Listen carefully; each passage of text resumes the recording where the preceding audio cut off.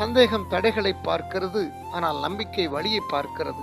சந்தேகம் கார் இருளை பார்க்கிறது, ஆனால் நம்பிக்கை வெளிச்சத்தை பார்க்கிறது.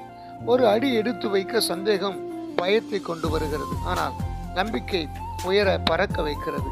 சந்தேகம் யார் நம்புவார்கள் என்று கேள்வி எழுப்புகிறது, ஆனால் நம்பிக்கை நான் நம்புவேன் என்கிற பதிலை கொண்டு வருகிறது. கடினமான காலங்களில் ஆண்டவருடைய வார்த்தையை பற்றி கொள்வது மிக சிறந்த செயலாகும். சந்தேகமும் அவநம்பிக்கையும் வேரூன்றும் போது நமது அஸ்திவாரம் அடித்தளங்கள் சிதைந்துவிடும். நிலையற்ற அடித்தளம் நம்முடைய வாழ்வின் ஒவ்வொரு பகுதியிலும் பாதுகாப்பின்மையை ஏற்படுத்துகிறது. ஆண்டவர் மீதான நம்பிக்கையை அசைக்க விடாதிருங்கள், அலக்களிக்க விடாதிருங்கள்.